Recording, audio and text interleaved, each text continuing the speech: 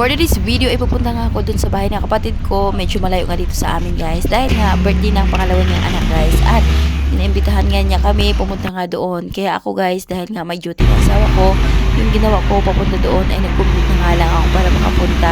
Mga ilang sakay din kasi, guys, bago nga ako makarating nga doon sa kanila, doon sa bahay ng kapatid ko. Ayan, papunta ko nga dito, nagsakay na muna ako ng jeep. Pagkatapos ng jeep, ay sasakay na naman ako ng habal-habal. Gusto sanang sumama ng mga bata, guys, kaso hindi ko na nga sila pinasama kahit walang pasok. Dahil nga, nakakatakot din kasi yung daan sa papunta ka doon sa kanila. Dahil nga, eto kung habal-habal nga, malakas nga, magpatakbo nga ng motor, guys. Tapos, yung daanan nga, papunta pa dun sa kanila, ay yung magkabilang gilid, ay yung parang malalim.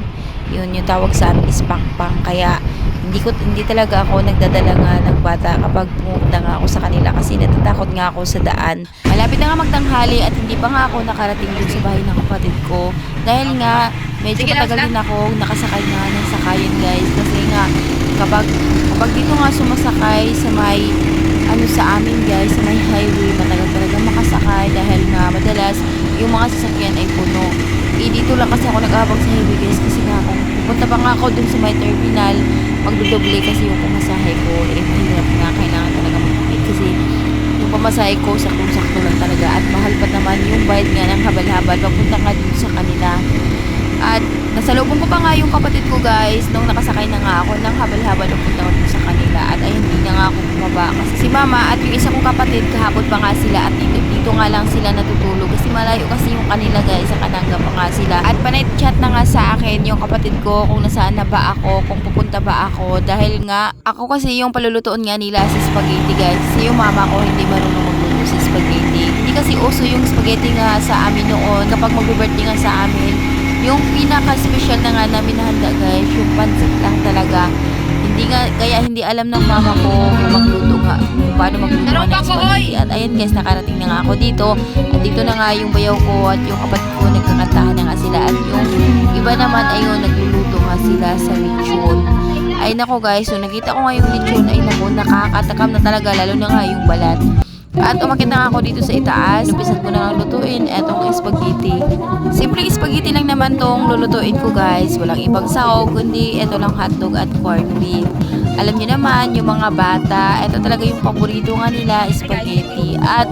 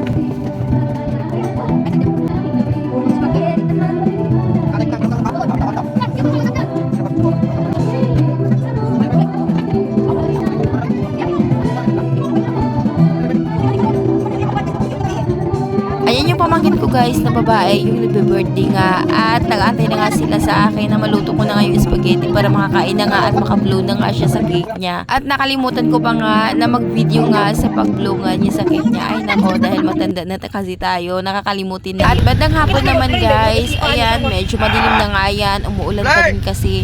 Ayan, sumakay na nga kami pauwi dahil nga medyo magdidilim na din kasi, guys, at mahirap na nga kasi dito makasakay nga ng motor kapag mga ganitong oras na. Kaya hinatid na lang kami ng kapatid ko. Medyo natatakot pa nga si mama dyan dahil nga nakainom kasi yung kapatid ko, guys. At alam nyo naman yung daan, wala nga ilaw dito kapag gabi.